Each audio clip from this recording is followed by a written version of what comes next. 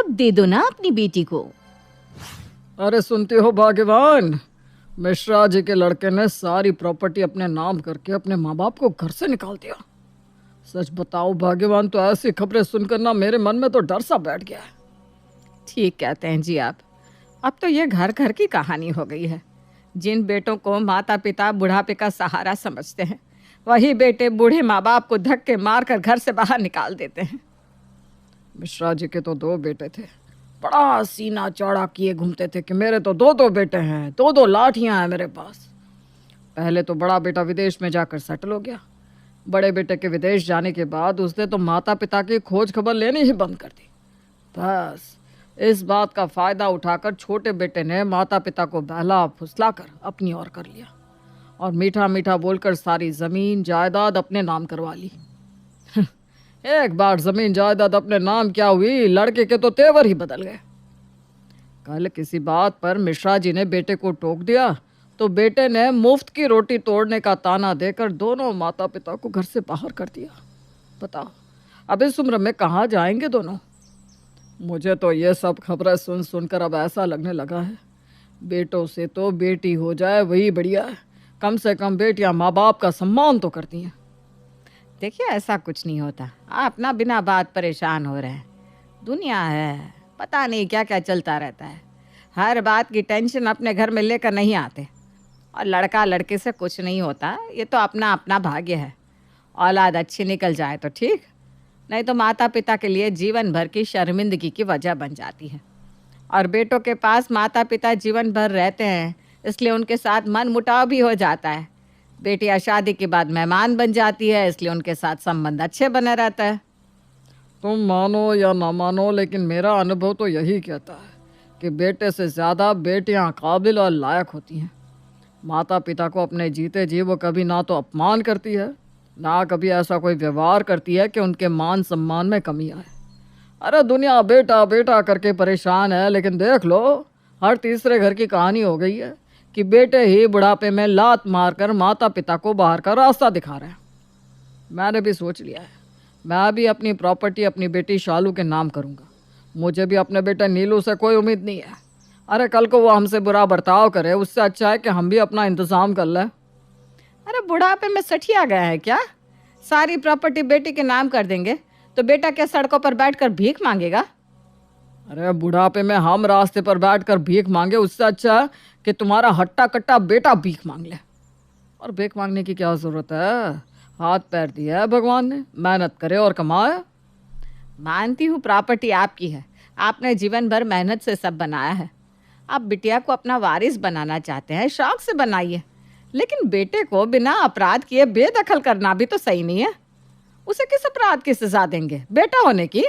अरे अभी जुम्मा 6 महीने पहले उसकी शादी हुई है। भगवान की कृपा से बहू रानी भी व्यवहार की अच्छी है। दोनों ने आज तक हमारे साथ कोई गलत व्यवहार नहीं किया, फिर क्यों हम उनके साथ ऐसा करें? फिर भी आपका मन नहीं मान रहा तो जायदाद का 30% हिस्सा बेटे को दे दो और 70% बेटी के नाम कर दो बस। तुम ठीक कहती हो भाग्यवान, इस तरह से हमारी बेटी के हाथ में ही पावर रहेगी। समय आने पर अगर कभी बेटे ने कोई बुरा व्यवहार हमारे साथ किया तो कम से कम बेटी तो होगी हमारी देखभाल करने के लिए। तो ये तय रहा। ठीक कहते हैं, बाद में बैठकर पछताने से कोई फ़ायदा नहीं है। समय रहते ही हम अपनी प्रॉपर्टी दोनों बच्चों में अपनी इच्छा अनुसार बांट देते हैं। काफी देर तक विचार विमर्श करने के बाद दीपेश और शांति अपनी सारी जायदाद को 2 हिस्सों में बांट देते हैं। पूरी जायदाद का 70% हिस्सा बेटी शालू के नाम और बाकी बची 30% प्रॉपर्टी बेटे नीलू को देते हैं। बेटा शालू, तेरे बाबूजी तुझे याद कर रहे हैं, थोड़ा समय निकाल कर कल उनसे मिलने के लिए आ जाना। ठीक है माँ, मैं आ जाऊंगी। अगले दिन शालू बेटा, तुम दोनों भाई बहन की शादी हो गई, अब दोनों अपने अपने परिवार में व्यस्त हो। पता नहीं समय कल कैसा हो, इसलिए हमने अपनी पूरी प्रॉपर्टी को 2 हिस्सों में बांट दिया है। मेरी वसीयत के अनुसार इस प्रॉपर्टी की 70% की मालकिन तुम होगी। क्या सचमुच? हाँ बेटा, तेरे बाबूजी को नीलू से ज़्यादा भरोसा तुझ पर है, इसलिए वो चाहते हैं कि हमारे बाद तुझे ही उनकी प्रॉपर्टी मिले। ये ले बेटा, बाद में कोई विवाद ना हो इसलिए हमने प्रॉपर्टी के कागज़ भी बनवा दिए हैं। ये कागज़ तू संभाल कर रखना। आज मुझे पता चल गया माँ कि बाबूजी इस दुनिया में सबसे ज़्यादा मुझे ही प्यार करते हैं। मैंने तो यही देखा है कि लोग बेटी की शादी होने के बाद उसे दूध में से मक्खी की तरह निकाल कर फेंक देते हैं, लेकिन मेरे बाबूजी ने तो शादी के बाद भी अपनी बेटी को नहीं भुलाया।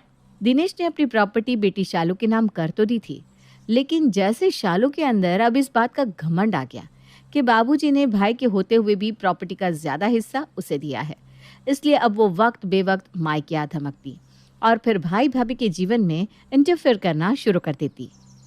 भैया, अब से मैं हर महीने की 1 तारीख को आऊँगी और दुकान का सारा हिसाब देखूंगी। अरे लेकिन मेरी दुकान का हिसाब तुम क्यों देखोगी? अरे रे रे रे भैया, बड़े भूले हैं आप। जिसे आप अपनी दुकान कह रहे हैं ना, वो आपकी नहीं, बाबूजी की दुकान है। आप तो बस उसे चला रहे हैं। बाबूजी ने अपनी दुकान आपको दे दी तो आप उसके मालिक नहीं बन गए। ये कैसी बात कर रही है तू? मतलब क्या है तेरे कहने का? भैया, शायद आपको जानकारी नहीं कि बाबूजी ने अपनी सारी संपत्ति का वारिस मुझे बनाया है, और चूंकि ये दुकान भी बाबूजी की ही संपत्ति है, इसलिए इसका हिसाब भी अब से आपको मुझे ही देना होगा। कितना खर्चा हुआ, कितना लेन देन है, सब आपको मुझे बताकर करना होगा। क्या बाबूजी ने तुम्हें वारिस बना दिया? अरे माना कि ये दुकान बाबूजी की है, लेकिन 10 साल से अपना खून पसीना लगाकर उसे चला तो मैं रहा हूँ ना। दुकान की तरक्की के लिए मैं न दिन को दिन समझता हूँ, न रात को रात। और तू बता, तूने आज तक किया क्या इस दुकान के लिए, जो हिसाब मैं तुझे बताऊंगा? एक बार को बाबूजी मुझसे दुकान का हिसाब मांग लेते तो मुझे बुरा नहीं लगता, लेकिन तुझे किस हैसियत से मैं अपनी दुकान का नफा नुकसान समझाऊं? ठीक है, आज शाम को घर पर बाबूजी के सामने ही अब सारी बातें होंगी। शाम के समय बाबूजी, जब मेरी ग्रेजुएशन पूरी हुई तो आप ही ने मुझसे कहा था कहीं पर नौकरी ढूंढने की ज़रूरत नहीं है, घर की दुकान है, मैं दुकान की जिम्मेदारी संभाल लूँ। आपकी बात को आ गया समझकर मैंने दुकान की पूरी जिम्मेदारी अपने ऊपर ले ली। अपने दुकान के काम से रिटायरमेंट ले लिया। उस दिन का दिन है और आज का दिन है बाबूजी। मैंने दुकान को ही भगवान समझा है। अब खुद देख लीजिए, आपकी छोटी सी दुकान को मैंने कहाँ से कहाँ पहुँचा दिया। ये सब ऐसे ही नहीं हुआ, मैंने दिन रात मेहनत की है। अब बस आप मुझे इस बात का जवाब दीजिए बाबूजी कि आखिर मैंने ऐसी कौन सी गलती कर दी कि आपने अपनी सारी संपत्ति का मालिक शालू को बना दिया। अब मुझे अपनी दुकान का हिसाब किताब अपनी उस बहन को देना होगा जिसका दुकान में कोई योगदान ही नहीं है। नहीं बेटा, मैं समझता हूँ दुकान तो तू चला रहा है और वो तेरी ही है। तुझसे तेरी दुकान छीनने का मेरा कोई इरादा नहीं था। कैसी बात कर रहे हैं बाबूजी? जब आपने अपनी प्रॉपर्टी का 70% का मालिक मुझे बना दिया है, तो दुकान की कमाई में से भी तो 70% की हिस्सेदारी मेरी हुई ना। और भैया, आप चाहे या ना चाहे, दुकान का हिसाब किताब तो मैं आपसे लेकर आऊँगी। अब से आप दुकान से जो भी कमाएंगे उसमें से 70% मेरा और बाकी बचा 30% आपका। और अगर आपको मेरी बातों पर भरोसा ना हो तो ये देख लो, बाबूजी की वसीयत आँख खोल कर पढ़ लेना। मुझे ये रोज़ रोज़ की चिक चिक बिल्कुल भी पसंद नहीं है भैया। आगे से बिना कुछ कहे अपने आप मेरा हिस्सा मुझे भिजवा दिया करना, वरना कहीं ऐसा ना हो कि आप अपनी दुकान से ही हाथ धो बैठे। एक बार सोच लीजिए भैया, अगर आपसे आपकी दुकान छीन गई तो आप क्या करेंगे? क्योंकि आपको तो दुकान के काम के अलावा कुछ और आता भी नहीं है। शालू, बड़े भैया से बात करने का ये कौन सा तरीका हुआ? और सीधी सी बात है, जब दुकान तुम्हारे भैया चला रहे हैं तो उसकी कमाई हम तुम्हें क्यों देंगे? अगर दुकान की कमाई तुम्हें दे देंगे तो हमारा घर कैसे चलेगा? भाभी, अपने खर्चों पर थोड़ा लगाम लगाएंगी ना तो घर बहुत अच्छे से चलने लगेगा। कोई बात नहीं, आपको ज़्यादा रानी महारानियों की तरह रहने की आदत है ना, तो मैं 4 दिन में आपकी आदत सुधार दूंगी। घर का खर्चा कम पैसों में कैसे चलेगा वो मैं बताती हूँ। आज से घर में घी, तेल और दूध का खर्चा आधा कर दो, अपने आप घर का खर्च तुम्हारे बजट में आ जाएगा। अरे आप 3 लोगों में 3 लीटर दूध की ज़रूरत क्या है? और हाँ, घी खाने से भी ना बीमारियाँ होती है इसलिए घी भी बंद कर दो। और सबसे बड़ी बात, जितनी चादर हो ना उतने ही पैर पसारनी चाहिए। अब जितनी भैया की कमाई है उसी में घर चलाने की आदत डाल लोगी तो आपके लिए भी तो अच्छा होगा भाभी। भाई और भाभी को जी भर के बातें सुनाने के बाद शालू अपने ससुराल लौट गई। 2 दिन बाद शालू एक बार फिर से मायके आ धमकी थी। भाभी, आज मैं एक बहुत ज़रूरी काम से यहाँ आई हूँ। ये जो आप इतने सारे गहने पहनकर जयपुर की महारानी बनी खड़ी है ना, ये गहने उतार कर मुझे दे दीजिए। ये कैसी बात कर रही हो? मैं अपने गहने तुम्हें क्यों दूंगी? क्योंकि ये जो भी गहने तुमने पहने ना, ये सब मेरी माँ के पुश्तैनी गहने हैं, इसलिए इनमें से भी 70% गहनों पर मेरा ही अधिकार है। चुपचाप से ये गहने उतार कर थमा दो मुझे। मुझे समझ में नहीं आ रहा बाबूजी, आखिर ये सब किस लिए किया आपने? अपने बेटे बहू को बेटी के हाथों अपमानित करवा कर आखिर ऐसा क्या मिल गया आपको? ठीक है, 2/3 नहीं, निर्मला अपने सारे गहने शालू को दे देगी। निर्मला को गहनों की कोई ज़रूरत नहीं है। निर्मला, सारे गहने शालू को दे दो, हमें इन गहनों में से कुछ नहीं चाहिए। पति के कहने पर निर्मला अपने सारे गहने उतार कर शालू को थमा देती है और अपने कमरे में चली जाती है। बहू बेटे के जाने के बाद, सोनिया जी, मुझे कुछ ठीक नहीं लग रहा। ये तो सरासर बदतमीजी हुई ना। अरे हमने तो कभी ऐसा नहीं सोचा था। मेरे पास तो बोलने के लिए कुछ भी नहीं है भाग्यवान। मेरे तो मुंह पर ताला जड़ गया है जैसे। क्या सही है क्या गलत है कुछ समझ में नहीं आ रहा। भाभी से गहने लेकर शालू अपने ससुराल लौट जाती है। कुछ दिन शांति से बीत जाते हैं। महीने की 5 तारीख को शालू अपनी भाभी निर्मला को फ़ोन करती है। भाभी, 5 तारीख हो गई। ऊपर वाले फ्लोर के किराएदारों ने किराया नहीं दिया क्या? किराया तो तुम्हारे भैया को 1 तारीख को ही दे दिया था। क्यों, क्या हुआ? अरे आप लोगों को शर्म नहीं आती? एक ही बात कितनी बार कहनी पड़ेगी। लगता है आप लोग जैसे मानेंगे ही नहीं। मैं शाम को घर आती हूँ, अब भैया से ही बात करूँगी। इतना कहकर शालू गुस्से में फ़ोन पटक देती है। शाम के समय, भैया, मैं अभी कुछ दिन पहले आपको समझा कर गई थी ना कि पिताजी की प्रॉपर्टी की 70% मालकिन मैं हूँ। लगता है आप लोगों को बातें ऐसे समझ में नहीं आएगी। जब मैं आप लोगों को घर से बाहर निकाल दूंगी ना, तब आपको मेरी बात का मतलब समझ में आएगा।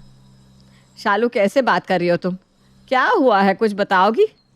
मम्मी, 1 तारीख को ही किराएदारों ने भैया को किराया दे दिया था। 5 तारीख हो गई है, लेकिन अभी तक भैया ने मेरे अकाउंट में पैसे नहीं भेजे।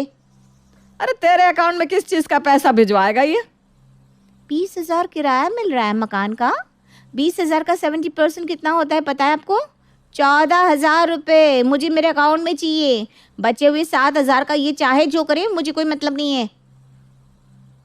वाह वाह शालू दीदी वाह, आपने तो नीचता की सारी हदें ही पार कर दी। अरे कल को हमारे हाथ से रोटी का निवाला भी छीन कर ले जाओगी, आप ये कहकर कि रोटी का 70% हिस्सा आपका है और 30% हमारा। आपको शर्म नहीं आती ये सब करते हुए? भाभी, मुझसे ज़्यादा जुबान लड़ाने की गलती मत करना। कहीं ऐसा ना हो कि आपके सर से ये मुफ्त की छत भी हट जाए।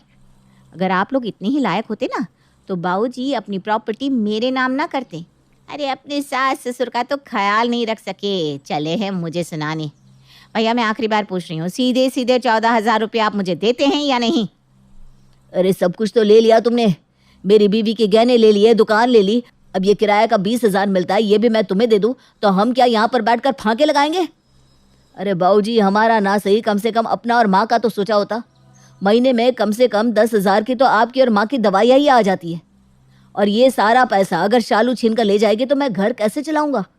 शायद यही वजह रहती होगी कि थक कर अंत में बेटे माता पिता की जिम्मेदारी उठाने से मना कर देते हैं। असल वजह कोई जानना ही नहीं चाहता, बस सारी दुनिया एक तरफा बातें सुनाकर बेटों को गलत करार दे देती है। अरे जब सब कुछ बेटी को सौंप दोगे तो बेटा कैसे जिम्मेदारियां उठाएगा? बस बहुत हो गया बाबूजी, थक गए हम लोग इस शालू के हाथों अपमान बर्दाश्त करते करते।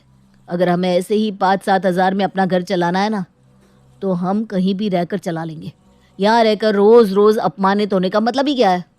और हाँ, एक बात और, आपने 70% प्रॉपर्टी शालू के नाम की थी ना? शायद बाबूजी आपको यही डर था कि कल को कहीं मैं आपकी प्रॉपर्टी हड़प कर आपको सड़क पर ना ला दूँ। अपने बेटे को परखे बिना आपने मुझ पर नालायक होने का तौमत लगा दिया। अरे बाबूजी, आपके सामने कभी ऊंची आवाज़ में बात तक नहीं की मैंने, और आपने ये सोच लिया कि मैं आपकी प्रॉपर्टी हड़प लूँगा। मैं तो उसी दिन घर छोड़कर जाना चाहता था जिस दिन आपने शालू को अपना वारिस बनाया था, लेकिन आपकी बहू नहीं चाहती थी कि हम इस उम्र में आपको अकेला छोड़कर जाए। जब मैंने कहा कि चलो अब हम इस घर में नहीं रहेंगे, तो पता है आपकी बहू ने क्या कहा? कहने लगी, हम इस घर में बाबूजी की प्रॉपर्टी के लिए तो नहीं रह रहे थे, जो प्रॉपर्टी छीन गई तो हम भी घर छोड़कर चले जाए। अरे बाबूजी ने चाहे जो भी किया हो, लेकिन हम अपने कर्तव्य से पीछे नहीं हट सकते। कोई बात नहीं, शालू भी तो उनकी बेटी है। अगर उन्होंने तुम्हारी जगह उसे अपनी संपत्ति दे दी तो क्या फ़र्क पड़ता है? चाहे जो हो जाए, हम अपने कर्तव्य से पीछे नहीं हटेंगे। और उसके कहने पर ही मैं घर छोड़कर नहीं गया, लेकिन अब पानी सर से ऊपर चला गया है बाबूजी। दुनिया में ना तो सारे बेटे एक जैसे हैं, ना सारे माता पिता एक जैसे। हर व्यक्ति का अपना अलग स्वभाव होता है। किसी और ने अपने पिता के साथ गलत व्यवहार किया, इसका मतलब ये नहीं कि हर बेटा गलत हो गया। मुझ पर ना सही, अपने संस्कारों पर तो भरोसा रखना चाहिए था आपको। कोई बात नहीं बाबूजी, आप अपनी आंखों पर बेटी के नाम की पट्टी बांधे रही है, मुझे कोई आपत्ति नहीं। मैंने वकील से बात कर ली है। मेरे हिस्से की 30% प्रॉपर्टी भी मैंने शालू के नाम कर दी है। अब आपकी पूरी जायदाद की मालकिन आपकी इकलौती बेटी है। आप उसके साथ इस घर में खुशी खुशी रहिए। मैंने बहुत कोशिश की कि मैं आप लोगों के प्रति अपना कर्तव्य निभा सकूं, किंतु अब मेरे बर्दाश्त की हद हो चुकी है। बाबूजी, मुझे माफ़ कर देना। मैं अपनी पति के साथ ये घर छोड़कर जा रहा हूँ। बेटे तो वैसे ही नालायक होता है। उम्मीद है अब आपको आपकी लायक बेटी खुश रखेगी। हमें माफ़ कर दे बेटा, हम तो पहले ही अपने किए पर बहुत शर्मिंदा है। बेटी के लक्षण तो हम देख ही चुके हैं। अगर तू भी हमें छोड़कर चला गया तो बुढ़ापे में हम तो दर दर की ठोकर खाने को मजबूर हो जाएंगे। आपको माफ़ी मांगने की ज़रूरत नहीं है माँ, माफ़ी तो मैं मांगता हूँ। अगर आज तक आपके मान सम्मान में मुझसे कोई भूल हुई हो तो मुझे माफ़ कर देना, पर अब मैं यहाँ नहीं रुक सकता। दीपेश और शांति अपने किए पर बहुत शर्मिंदा थे, लेकिन कहते हैं ना, अब पछताए क्या हो तो जब चिड़िया चुग गई खेत। नीलू और निर्मला घर छोड़कर चले जाते हैं। दीपेश और